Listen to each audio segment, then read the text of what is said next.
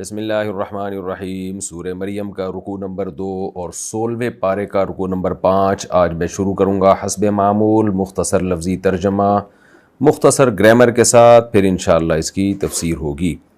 اعوذ باللہ من الشیطان الرجیم، بسم اللہ الرحمن الرحیم۔ وَاذْكُرْ فِي الْكِتَابِ مریم، آپ کتاب میں یعنی قرآن کریم میں ذکر کیجئے مریم کا۔ اِذِ انتبذت، جب وہ دور ہوئیں۔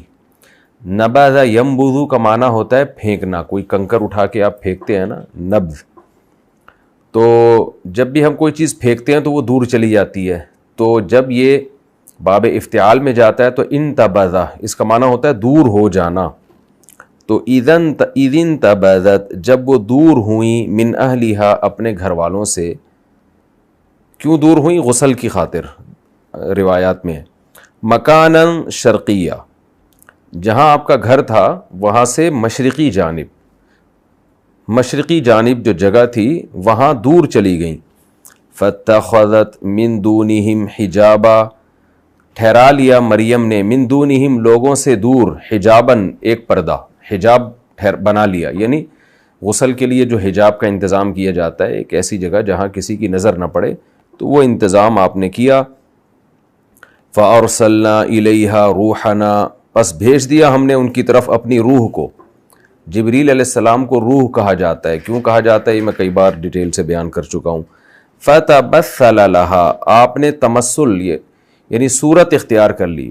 ہم کہتے ہیں نا یہ بات مثال سے سمجھاؤ، کیا مطلب اس کی کوئی اگزامپل دو، اس کی کوئی صورت بیان کرو۔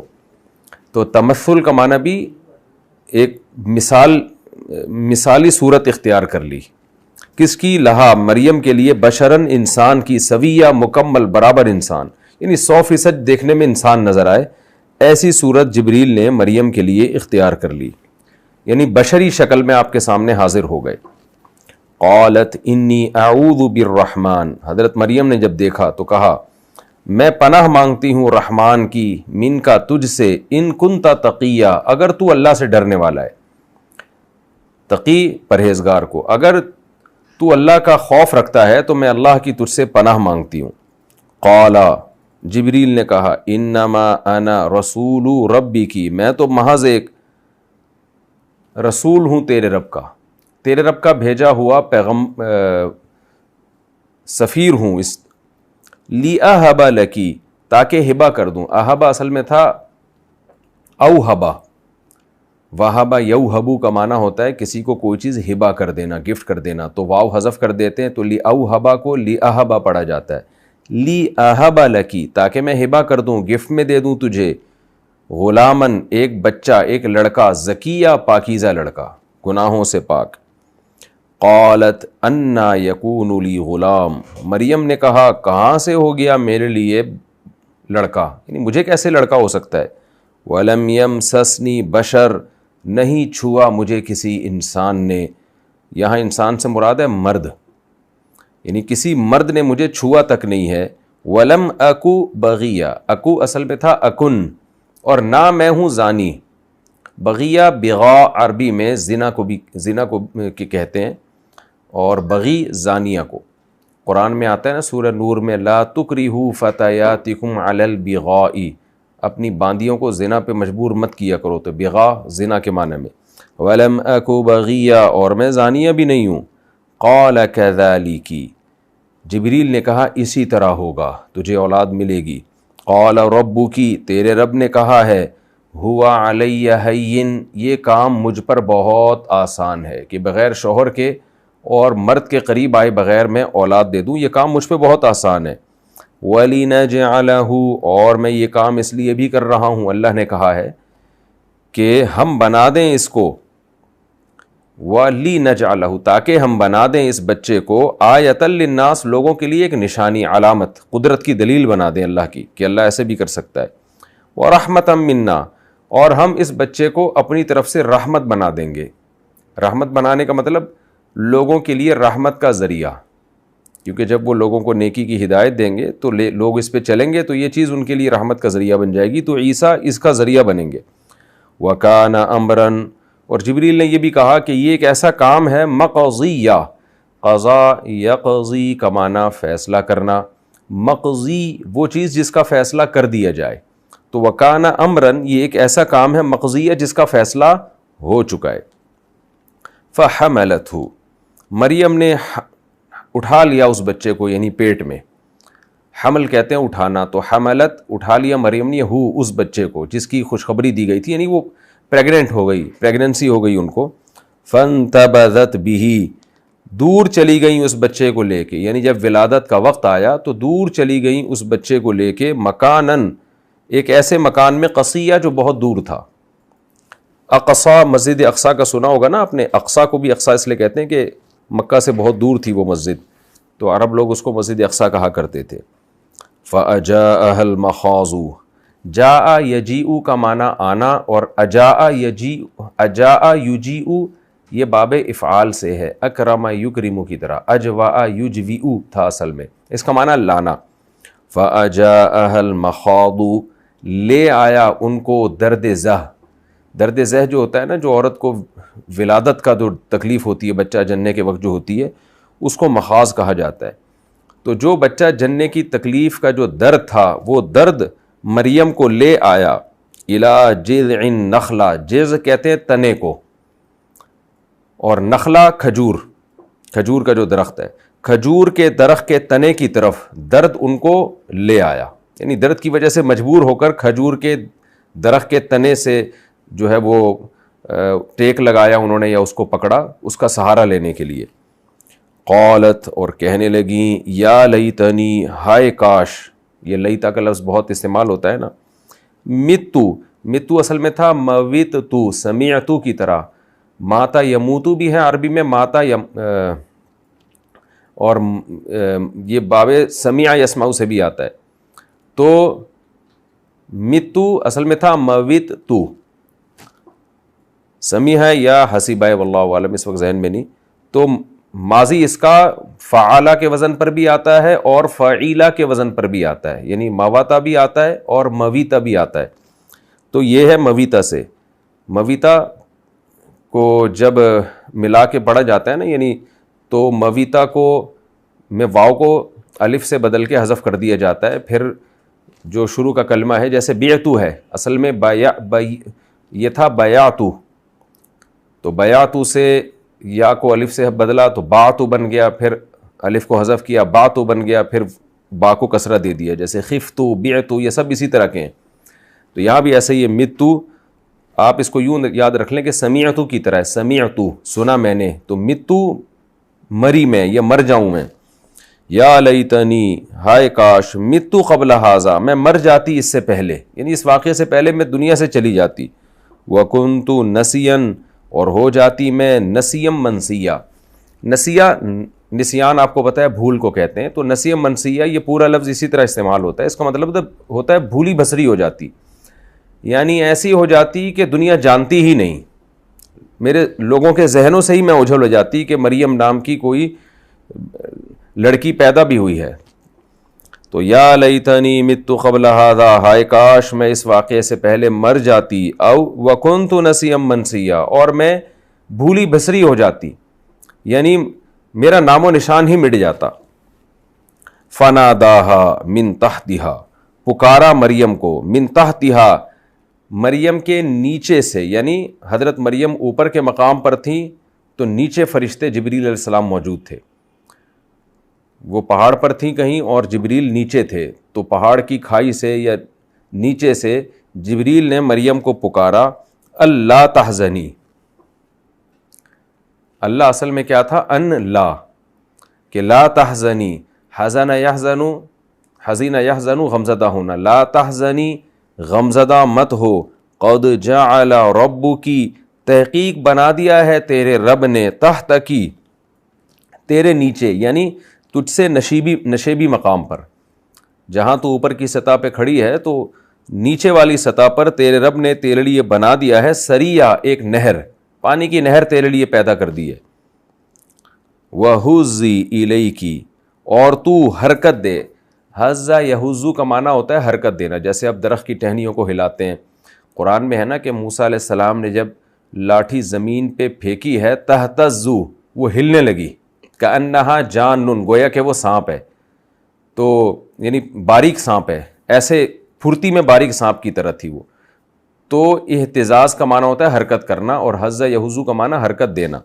بہزی الیکی، اور اپنی طرف حرکت دے، بجذع النخلتی، کھجور کے تنے کو، یعنی تنے کو تو اپنی طرف ہلا، تو ساقط علیکی، یہ درخت گرائے گا تیرے اوپر. سقط یسقط سقوطاً، کہتے ہیں نا سقوط ہو گیا تھا بغداد کا، یعنی خلافت سے گر گیا تھا وہ. تو سقوط، ساقط، یہ گرنے کے معنی میں.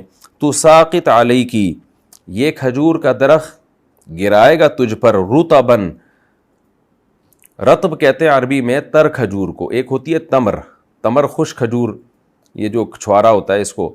اور رطب کہتے ہیں بالکل جو تر کھجوریں ہوتی ہیں، تازہ کھجوریں، ان کی جمع آتی ہے رطب. اور جنی یا جنا یجنی کا معنی ہوتا ہے چننا. جنی کہتے ہیں چنی ہوئی چیز کو.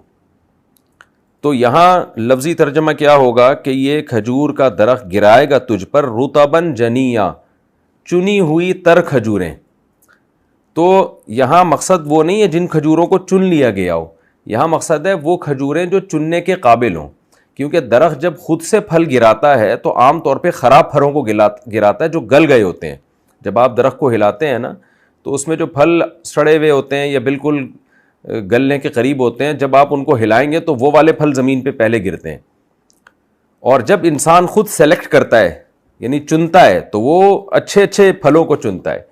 تو اللہ تعالیٰ نے حضرت مریم کو تسلی دی کہ جب آپ، جبریل نے حضرت مریم سے کہا کہ جب آپ اس درخت کے تنے کو ہلاؤ گی تو تر کھجوریں بھی گریں گی اور سلیکٹڈ کھجوریں ہوں گی، یعنی وہ کھجوریں جو انسان چنتا ہے، یعنی خراب کھجوریں نہیں گریں گی، تر اور منتخب سلیکٹڈ کھجوریں جس کو کھانے میں انسان کو لطف اور مزہ آتا ہے.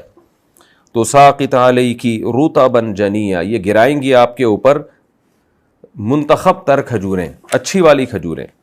فکلی وشربی، پس کھا تو، حضرت جبریل نے کہا کلی کھا تو، وشربی یعنی کھجوریں کھا، وشربی اور یہ نہر کا پانی پی، وقری عینا اور اپنی آنکھوں کو ٹھنڈا کر. قرۃ العین نام بھی ہوتا ہے نا، لوگ بچیوں کا نام رکھتے ہیں.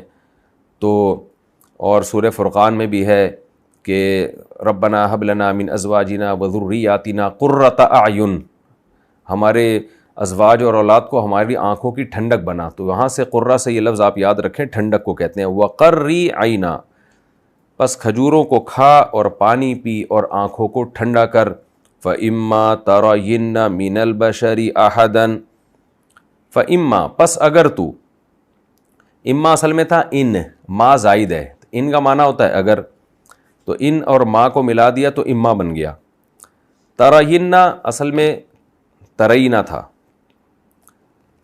ترا کا معنی ہوتا ہے دیکھنا، تو یہ نون تاکید کے لیے. بس اگر تو دیکھ لے من البشری انسانوں میں، احدن کسی ایک کو بھی، کوئی بھی شخص تجھے نظر آئے جو تجھ پہ ظاہر اعتراض کرے گا، فقولی تو اس سے کہہ دے انی نذرت للرحمن، میں نے منت مانی ہے، نظر منت کو کہتے ہیں، میں نے رحمان کے لیے منت مانی ہے، صومن روزے کی، یعنی میں نے روزہ رکھا ہوا ہے. فلن اکلم اليوم، پس ہرگز آج کے دن میں کلام نہیں کروں گی انسیا، انسان سے، کسی بھی انسان سے.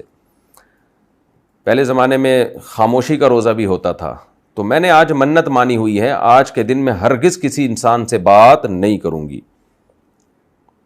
فأتت به، مریم لے آئی اس بچے کو، قومہا اپنی قوم کے پاس، تحملہ اس بچے کو اٹھائی ہوئی تھی. قالوا یا مریم، وہ لوگ کہنے لگے اے مریم، لقد جئتی، تحقیق تو آئی ہے، یعنی آئی کا مطلب ارتکاب کیا تو نے. ہم کہتے ہیں نا یہ آدمی فلاں کام کو آیا ہے، مطلب یہ ہوتا ہے فلاں کام کا اس نے ارتکاب کیا ہے. تحقیق تو نے ایک ارتکاب کیا ہے، شیئن ایک کام کا، فریہ جو بہت بڑا ہے. فرا یفری کا معنی ہوتا ہے کوئی عظیم کام. تو کوئی بھی عظیم بات، بہت ہی بڑی بات ہو تو اس کو فریہ، یہ اچھے معنی میں بھی استعمال ہوتا ہے، برے معنی میں بھی استعمال ہوتا ہے. یعنی کوئی بہت ہی عجیب کام جو بہت ہی بڑا ہو، چاہے برائی کے لحاظ سے یا اچھائی کے لحاظ سے، تو دونوں پہ یہ فریہ کا لفظ صادق آتا ہے. لقد جیتی شیئن فریہ، تو نے تو ارتکاب کیا ہے ایک بہت بڑے کام کا. ظاہر ہے یہاں ان کی مراد تھی برائی کے لحاظ سے، یا اخت ہارون، اے ہارون کی بہن، ما کان ابو کی، نہیں تھا تیرا باپ، امرأ سوء، برائی والا شخص، یعنی تیرا باپ، امرا مرد کو کہتے ہیں، برا باپ نہیں تھا، سوء برا، نہ تیرا باپ برا آدمی تھا، وما کانت امکی، اور نہ تھی تیری ماں بغیہ زانی، نہ تیری ماں بھی بدکار نہیں تھی اور تیرا باپ بھی برا نہیں تھا. فاشارت الیہ، مریم نے اشارہ کر دیا بچے کی طرف. قالوا، وہ کہنے لگے، کیف نکلم، ہم کیسے کلام کریں، من، اس بچے سے، کانا فی المہدی، جو ہے گود میں، صبیہ، چھوٹا بچہ، صبی بچے کو کہتے ہیں، جو گود میں چھوٹا بچہ ہے اس سے ہم کیسے کلام کریں، تو اشارہ اس کی طرف کر رہی ہے. قال انی عبد اللہ، بچے نے کہا میں اللہ کا بندہ ہوں، آتانی الکتاب، دی ہے اس نے مجھے کتاب یعنی انجیل، وجعلنی نبیا، اور بنایا ہے اس نے مجھے پیغمبر، نبی بنایا ہے، وجعلنی مبارکن، اور بنایا ہے اس نے مجھے برکت والا، اینما کنتو، جہاں بھی میں رہوں گا، واوصانی بالصلاۃ والزکاۃ، اور اس نے مجھے وصیت کی ہے نماز کی اور زکوٰۃ کی، ما دمت حیا، داما یدومو، یہ لفظ کئی دفعہ آ چکا ہے، اس کا معنی ہوتا ہے کنٹینیو کسی چیز میں رہنا. ہم کہتے ہیں نا دائمی نزلہ ہے، دائمی بخار ہے، یعنی کنٹینیو. تو ما دمتو، جب تک میں رہوں گا، حیا زندہ، یعنی کنٹینیو، جب تک میں زندہ رہوں گا. دمتو اصل میں تھا دومتو، تو جب تک میں ہمیشہ زندہ، جب تک میں زندہ رہوں گا تو مجھے اس نے بنایا ہے، مجھے اس نے وصیت کی ہے نماز اور زکوٰۃ کی، یعنی ہمیشہ میں نماز اور زکوٰۃ کی لوگوں کو ترغیب دیتا رہوں گا. وبرم بوالدتی، اور اس نے مجھے بر میں نے پچھلے ایپیسوڈ میں اس کی ڈیٹیل بتا چکا ہوں، اچھا سلوک کرنے والا، نیکی کرنے والا، مجھے اچھا سلوک کرنے والا بنایا اس نے، بوالدتی، میری ماں کے ساتھ.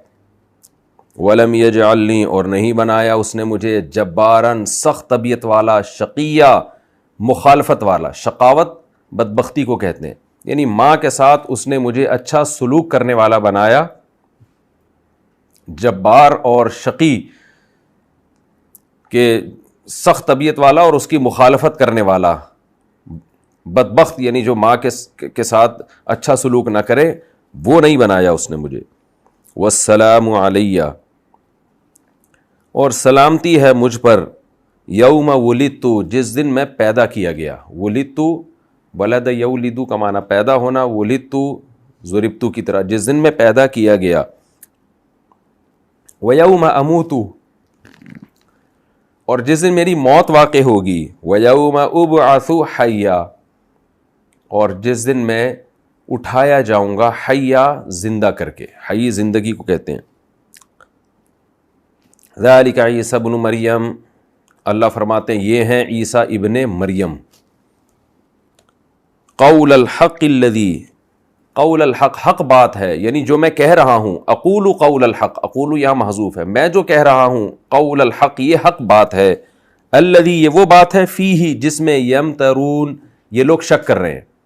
یمترون مریا سے نکلا ہے نا، مریا شک کو کہتے ہیں. کئی بار یہ لفظ قرآن میں آیا ہے. امترا، یمتری کا معنی شک کرنا، اصل میں تھا یمتریون، جس میں یہ لوگ شک کر رہے ہیں. یعنی کچھ تو عیسیٰ کو ولد الزنا کہہ رہے ہیں معاذ اللہ، اور کچھ اللہ کا بیٹا کہہ رہے ہیں.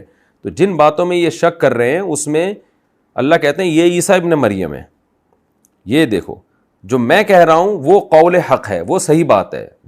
وہ بات جس میں لوگ شک کر رہے ہیں تو اس میں وہ بات ٹھیک ہے جو میں کہہ رہا ہوں. یا نہ یہ اللہ کے بیٹے ہیں اور نہ یہ ولد الزنا ہے. ما کان للہ، نہیں ہے اللہ کے لیے یہ لائق، ان یتخذ من ولد، کہ وہ ٹھہرا لے کسی کو بھی اولاد. سبحانہ، وہ ہر عیب سے پاک ہے.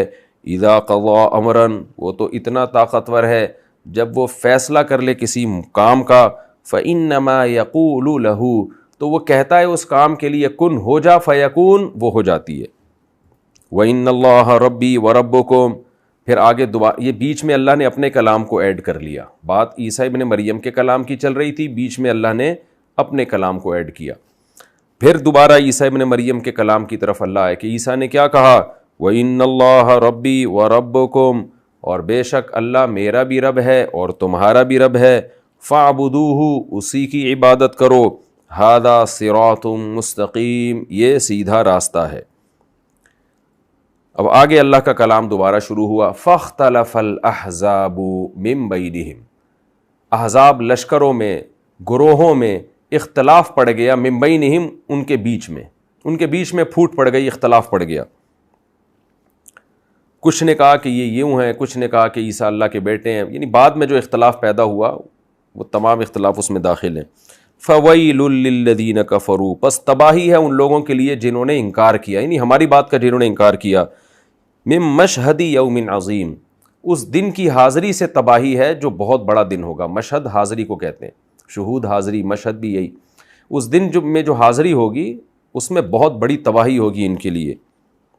اسمع بہم وابصر، افعل بہم کا معنی ہوتا ہے کیا خوب کام کرنا. جیسے میں نے جب گرامر بتائی تھی نا شروع کے 8 لیکچروں میں، تو اس میں بتایا تھا اضرب بہم، کیا خوب مارنے والا ہے، تو یہ تعجب کے معنی میں استعمال ہوتا ہے. تو اسمع بہم، کیا خوب سننے والے ہوں گے وہ لوگ.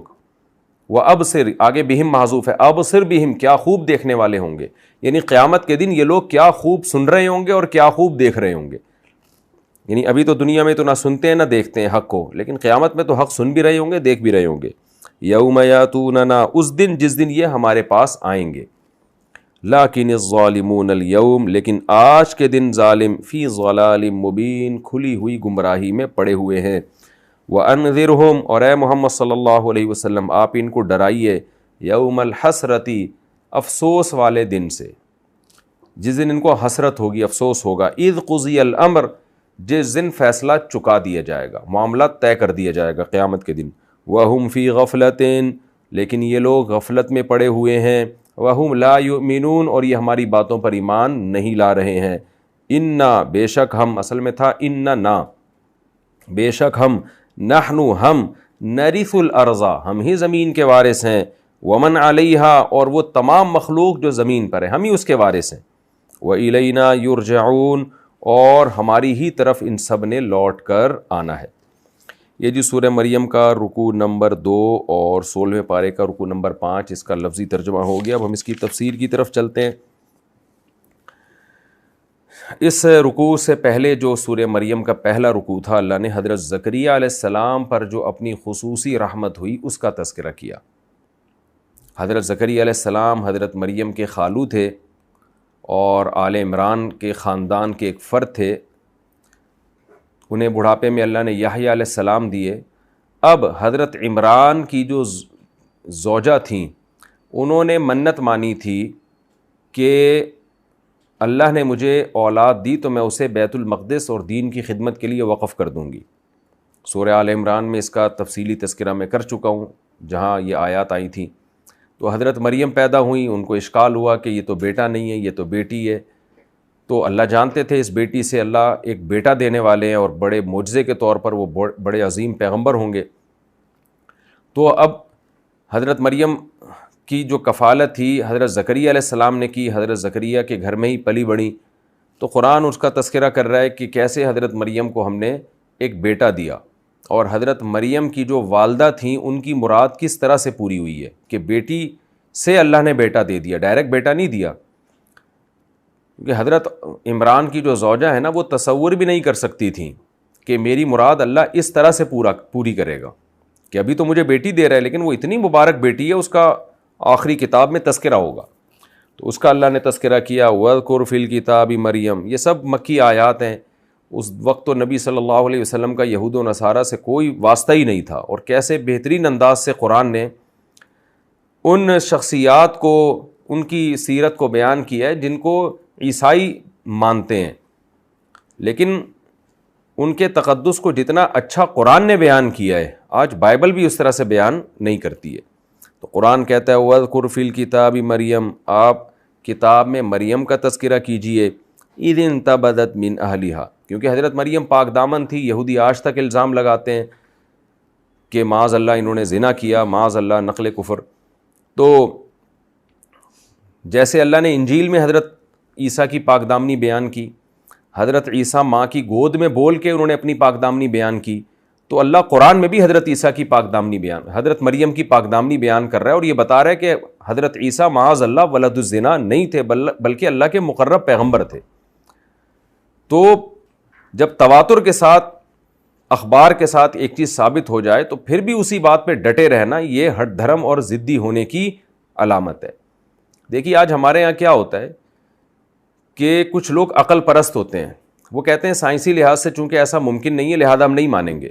ٹھیک ہے، نہیں ماننا چاہیے، لیکن جب تواتر سے ایک خبر ثابت ہو جائے، سب آ کے بتا رہے ہوں کہ بھئی یہ واقعہ ہوا ہے، یہ ہوا ہے، یہ ہوا ہے، تو بے شک خلاف عقل ہو، پھر مان لینا چاہیے اس کو. کیوں؟ اس لیے کہ اللہ کر سکتا ہے. تو کرامتوں کا بھی ایسا ہی ہے. اگر کسی بزرگ کی کوئی کرامت، کسی ولی اللہ کے ہاتھ پہ کوئی محیر العقل کام ہوا ہے اور اس کو بیان کرنے والے مستند لوگ ہیں، تو آج کے لوگ بھی جو لبرل قسم کے مسلمان ہیں نا، وہ کہتے ہیں کہ نہیں یہ کہانیاں سنا رہے ہیں، یہ جناب قصے سنا رہے ہیں. تو بھائی اس کا مطلب آپ یہ مان گئے ہو کہ خدا کی قدرت عاجز آ گئی ہے. تو قیامت تک معجزے تو پیغمبروں پہ ظاہر ہوتے ہیں، معجزے پیغمبروں پہ اور اولیاء اللہ پہ کرامتوں کا صدور ہوتا رہے گا. دو انتہاؤں کی طرف آج لوگ چلے گئے ہیں. ایک انتہا تو یہ کہ جو عیسائی جس انتہا میں مبتلا ہوئے، انہوں نے معجزوں کو پیغمبروں کا فعل سمجھنا شروع کر دیا اور ان کو خدا بنا لیا، اور کرامتوں کو بھی ولی اللہ کا فعل سمجھنا شروع کر دیا. جیسے کہ بدعتی مسلمان ہیں، وہ سمجھتے ہیں کرامتیں ولی اللہ کر رہے ہیں تو ان سے مرادیں مانگو. یہ بھی ایک انتہا ہے. دوسری انتہا ان مذہبی اسکالرز کی ہے جنہوں نے کرامتوں کے وجود ہی کا انکار کر دیا. کوئی بھی کسی کتاب میں کرامت کا کوئی واقعہ لکھے گا تو وہ کہتے ہیں کہ یہ کہانیاں سنا رہے ہیں، ایسا ہو ہی نہیں سکتا. بھائی کیوں نہیں ہو سکتا؟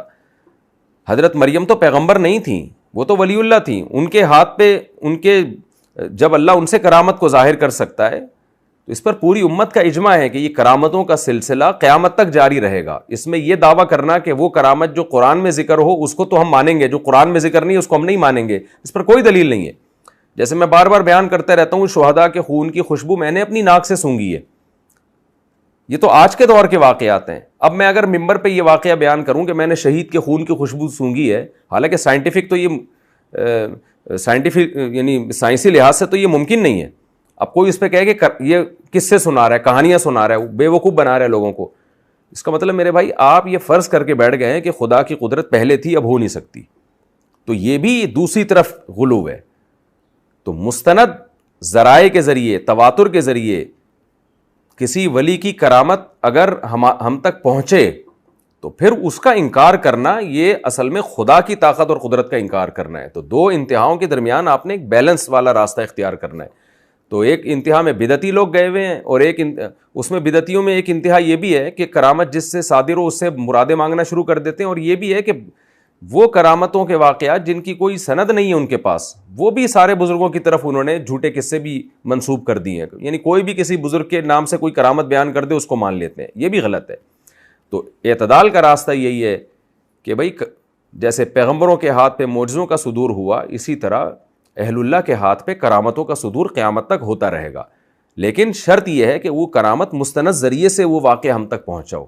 تو اگر مستند ذریعے سے پہنچا ہے پھر اس کا انکار کرنا یہ اصل میں خدا کا انکار کرنا ہے، خدا کی قدرت اور طاقت کا انکار کرنا ہے. تو یہ بھی ضد اور ہٹ دھرمی کی بات ہے. تو یہ چونکہ ایک بہت اہم مضمون تھا اس لیے میں نے تفسیر سے پہلے ہی اس کو بیان کر دیا. آگے ہم چلتے ہیں. قرآن کہتا ہے وَاذْكُرْ فِي الْكِتَابِ مریم، آپ کتاب میں مریم کا تذکرہ کیجئے. اِذِ انتبذت من اہلها، جب وہ دور ہوئیں اپنے گھر والوں سے، مکاناً شرقیہ، مشرقی جانب. جہاں حضرت مریم کا گھر تھا وہاں سے مشرق کی طرف گئیں. فاتخذت من دونہم حجاباً، آپ نے ٹھہرا لیا لوگوں سے ہٹ کر ایک پردہ. جیسے کہ حیا کا تقاضا ہے کہ مرد اور عورت ہمیشہ مکمل پردے کا انتظام کرتے ہیں غسل کرنے سے پہلے. فارسلنا الیہا روحنا، ہم نے آپ کی طرف بھیجا اپنی روح کو یعنی جبریل کو. فتمثل لہا بشرا سویا، مکمل ایک مرد کی صورت میں آپ کے سامنے، وہ انسان کی صورت میں آپ کے سامنے وہ ظاہر ہو گئے. قالت انی اعوذ بالرحمن، حضرت مریم ڈر گئیں، گھبرا گئیں، کہنے لگیں کہ میں رحمان کی پناہ میں آتی ہوں من کا آپ سے، ان کنتا تقیہ، اگر تم اللہ کا خوف رکھتے ہو. جیسے ہم کہتے ہیں نا بھائی تیرے اندر اگر اللہ کا ذرا سا خوف ہے تو میں پناہ مانگتا ہوں. تو ظاہر ہے جس کے اندر خوف نہیں ہوتا اس پہ تو کسی بات کا اثر نہیں ہوتا. تو فوراً جبریل کہنے لگے انما انا رسول ربک، میں تو محض تیرے رب کا بھیجا ہوا ایک فرشتہ ہوں، ایک سفیر ہوں.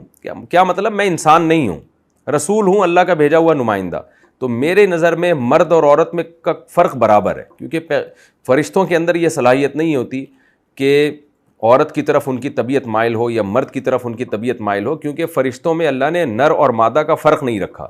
مطلب یہ کہ مجھے اس سے کوئی غرض نہیں ہے کہ ایک لڑکی ہے جو پردے کے پیچھے غسل کے لیے ہے یا کوئی مرد ہے، تو اس لیے مجھ سے آپ کو کوئی خوف نہیں ہونا چاہیے. میں بشر نہیں ہوں، صرف بشر کی میں نے صورت اور شکل اختیار کی ہے. لی اہب لکی غلاما زکیہ، سوال پیدا ہوتا ہے پھر آپ اس شکل میں آئے کیوں ہیں؟ کہا کہ میں تجھے ہبہ کرنا چاہتا ہوں، گفٹ میں دینا چاہتا ہوں ایک پاکیزہ بچہ. ساری تسلیاں حضرت جبریل نے نا ایک ہی جملے میں دے دی تاکہ حضرت مریم کی گھبراہٹ ختم ہو. پہلی بات، میں فرشتہ ہوں، مجھ سے کوئی خطرہ نہیں ہے آپ کو، نہ میری طبیعت آپ کی طرف مائل ہے. نمبر دو، میں بلا وجہ نہیں آ گیا، ایک آپ کے لیے ایک تحفہ لے کے آیا ہوں. ہبہ کہتے ہیں تحفے کو، گفٹ کو. یہاں حضرت جبریل نے یہ بھی نہیں کہا آپ کے لیے آزمائش ہے، وہ ڈر جاتی ہیں کہ پتہ نہیں کیا آزمائش ہے میرے لیے، تو تسلی کا جملہ کہا میں آپ کو گفٹ میں دینا چاہتا ہوں ایک بچہ.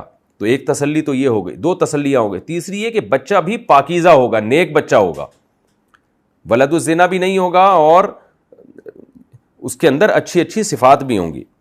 قالت انا یکون لی غلام، کہنے لگی میرے کیسے بچہ ہو جائے گا؟ یعنی آپ کہہ رہے ہیں میں فرشتہ ہوں اور آپ کو ایک بچہ گفٹ کرنے کے لیے آیا ہوں. تو عورت کا مرد سے ملاپ کے بغیر تو بچہ نہیں ہو سکتا، کیسے میرے بچہ ہو جائے گا؟ ولم یمسسنی بشر، آج تک مجھے کسی انسان نے یعنی مرد نے چھوا تک نہیں ہے. یہاں چھونے سے مراد یہ کہ نامحرم مرد،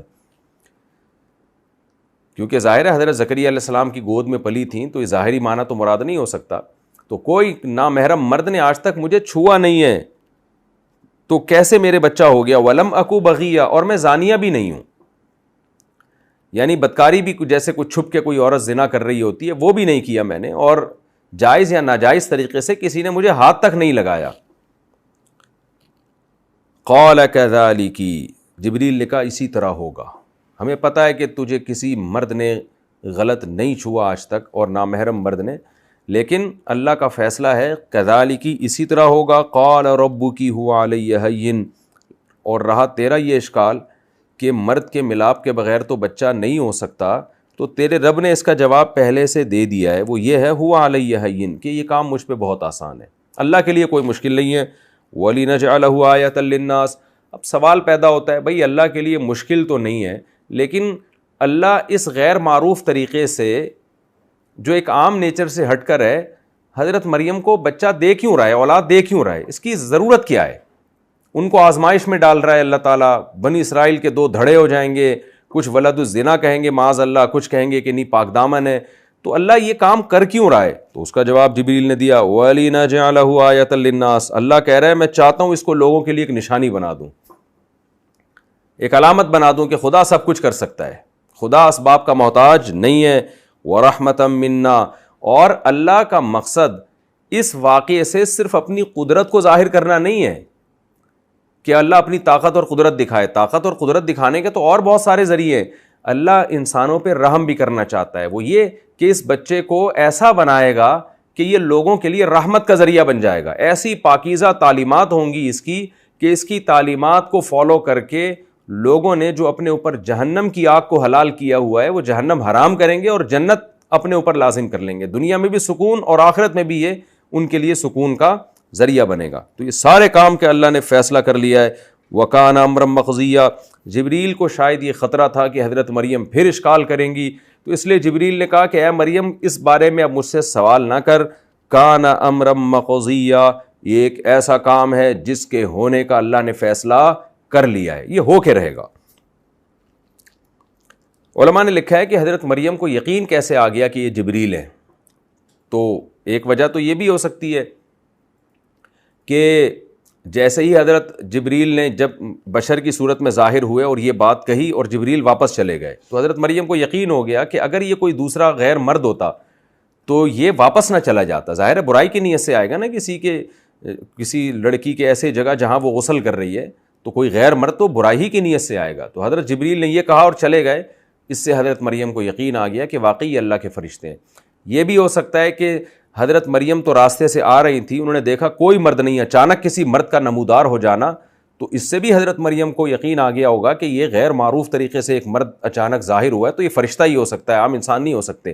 لیکن چونکہ شکل انسانوں جیسی تھی اس لیے اول نظر میں وہ ڈر گئیں, گھبرا گئیں, ورنہ قرائن سے ان کو بھی اندازہ ہو گیا تھا کہ ایک دم جو ایک تمثل سے بظاہر یہی معنی ہوتا ہے, بظاہر لگتا ہے کہ اچانک حضرت جبریل جو ہے نا, بجائے کسی دروازے سے یا پردے کی آڑ سے آنے کے بجائے اچانک وہیں پہ نمودار ہوئے انسانی شکل میں. اور تیسری بات یہ بھی کہ حضرت مریم اللہ کی ولی تھیں, اولیاء اللہ کو الہام ہوتا ہے, تو اللہ کی طرف سے مضبوط الہام بھی ہو سکتا ہے کہ واقعی یہ فرشتے ہیں, لہذا آپ ان کی بات پر یقین کر لیں. تو بہت ساری ذرائع ہو سکتے ہیں جس سے اللہ تعالیٰ نے حضرت مریم کو یقین دلایا. یہاں ایک یہ بھی سوال پیدا ہوتا ہے کہ جبریل علیہ السلام انسانی شکل میں آئے کیوں, کہ حضرت مریم گھبرا گئیں پہلے, تو اللہ ایسا انتظام کر دیتا. تو دیکھیں انسان فرشتے کو نہیں دیکھ سکتا جب تک کہ وہ انسانی شکل میں نہ آئے,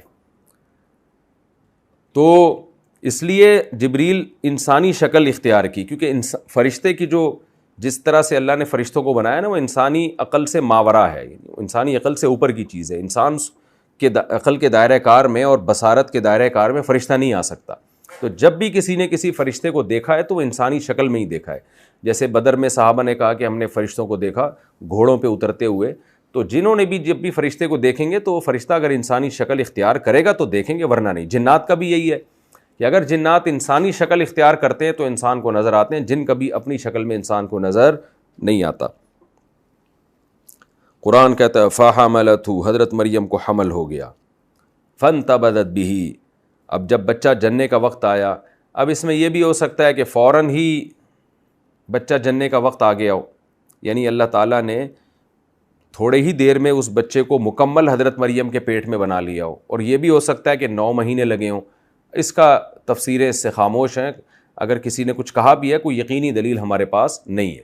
جب تک کوئی یقینی روایت نہیں ملتی تو میں اس پہ بات نہیں کر سکتا, مل جائے گی تو انشاءاللہ بتا دوں گا. واللہ عالم. بعض حضرات اس طرف گئے کہ آنن فانن ہوا یہ, بعض اس طرف گئے کہ نہیں جی پورا 9 مہینے کا پروسیس ہوا. اگر 9 مہینے کا پروسیس ہوا تو حضرت مریم کے لیے یہ زیادہ بڑی آزمائش ہے, کیونکہ جب پریگننسی میں عورت کا پیٹ جب باہر نکلنا شروع ہوتا ہے تو وہ اس کے لیے اپنے پیٹ کو چھپانا تقریباً ناممکن ہو جاتا ہے. تو حضرت مریم کئی مہینے تک پھر اپنے اس حمل کو چھپاتی پھرتی ہوں گی, اور اگر یہ آنن فانن ہو گیا تو بھی تو آزمائش کم ہے. فحملتہ, حضرت مریم کو نے اس بچے کو اٹھایا پیٹ میں. فانتبذت بہ, جب ولادت کا وقت آیا تو دور چلی گئیں, کیونکہ یہ بات حضرت مریم جانتی تھیں اور اللہ جانتا تھا, کسی کو حضرت مریم نے بتایا نہیں. دور چلی گئیں شرمندگی کے خوف سے, مکاناً قصیہ, کسی دور جگہ پر. فاجاءها المخاض الى جذع النخلہ, درد جو تکلیف ہے بچے کی ولادت کی وہ مریم کو کھجور کے تنے کے پاس لے آیا مجبور کر کے. عورت کو ایسے موقع پہ کوئی سہارا چاہیے ہوتا ہے, ٹھنڈی چھاؤں چاہیے ہوتی ہے. کوئی دیکھنے والا نہیں تھا, کوئی دائی نہیں تھی, کیونکہ چھپا رہی تھی سب سے, تو دور چلی گئیں تاکہ کسی کی نظر نہ پڑے. تو اس تکلیف کی وجہ سے مجبور ہو کے کھجور کے درخت کے تنے کے پاس گئی ہیں.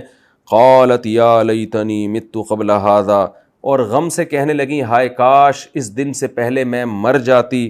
وکنت نسیا منسیا, اور میں ایسی ہوتی کہ لوگ جانتے ہی نہیں کہ مریم نامی کوئی دنیا میں آئی ہے. تو حضرت مریم کہنے لگیں یا لیتنی مت قبل ھذا, ہائے کاش میں اس دن سے پہلے مر جاتی. وکنت نسیا منسیا, اور میں بھولی بھسری ہو جاتی. لوگ جانتے ہی نہیں کہ مریم نام کی کوئی لڑکی دنیا میں پیدا بھی ہوئی ہے. اس وقت تو حضرت مریم 9 عمر تھیں. تو وقت ہمارا چونکہ مکمل ہو گیا ہے, انشاءاللہ اس آیت کی تفسیر کی حضرت مریم کو تو اللہ نے کہا تھا کہ آپ کو حمل ہوگا, تو ظاہر ہے اللہ ہی کے ذمے تھا حضرت مریم کی برات کا اعلان کرنا, تو اس کے باوجود حضرت مریم کو یہ غم کیوں ہوا. تو اس آیت سے انشاءاللہ پھر اگلے ایپیسوڈ میں ہم شروع کریں گے. وقت چونکہ ہمارا کمپلیٹ ہو چکا ہے, تو انشاءاللہ اگلے ایپیسوڈ میں میں سورہ مریم کا رکوع نمبر 2 اور 16ویں پارے کا رکوع نمبر 5 شروع کروں گا اس آیت سے, یا لیتنی مت قبل ھذا وکنت نسیا منسیا وما علینا الا البلاغ.